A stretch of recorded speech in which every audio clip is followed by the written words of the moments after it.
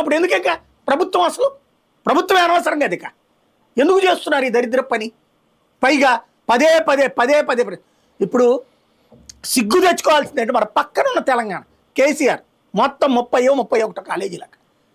ఇదివరకు ఉమ్మడి రాష్ట్రంలో మొత్తం కలిపి ఈడ్చిపెడితే అంతే 25 లేవు మెడికల్ కాలేజీ ఉమ్మడి రాష్ట్రంలో.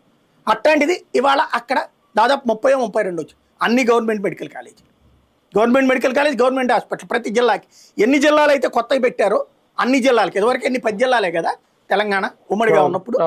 అలాంటిది వాళ్ళు జిల్లాలు మార్చుకున్నారు, జిల్లాలు పెంచారు. ప్రతి జిల్లాకి మెడికల్ కాలేజ్, మెడికల్ హాస్పిటల్. అక్కడ వాళ్ళేమి ఇట్లాగ ఫీల్ అవ్వలేదే, అక్కడ ఏ కార్పొరేట్ వాడికి అమ్మేయలేదే, ఏ పీపీపీ కింద ప్రైవేట్ వాడికి ఇచ్చేయలేదే. మనది సిగ్గు తెచ్చుకోవాలి కదా అక్కడ చూసుకుని. మనం పక్కన ఉన్నటువంటి రాష్ట్రం అక్కడ వాళ్ళందరూ ఇవాళ తెలంగాణ పిల్లలు గవర్నమెంట్ మెడికల్ సీట్లు సాధిస్తారు అక్కడ.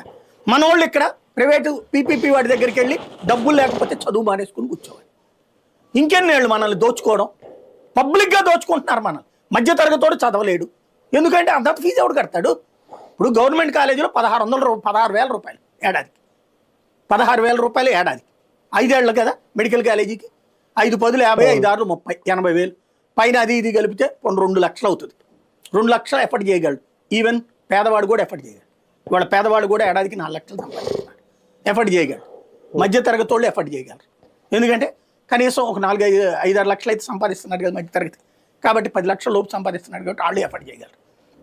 అదే ఏడాదికి 40 లక్షలు, 50 లక్షలు, 70 లక్షలు అంటే 5 ఏళ్ళకి 5 ఏళ్ళు ఎక్కడి నుంచి వస్తాయి?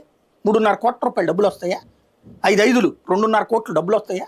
5 4 2 కోట్లు డబ్బులు వస్తాయా? 40 లక్షల లెక్కలు వేసుకుంటే ఎక్కడి నుంచి వస్తాయి? అన్నన్ని కోట్ల రూపాయలు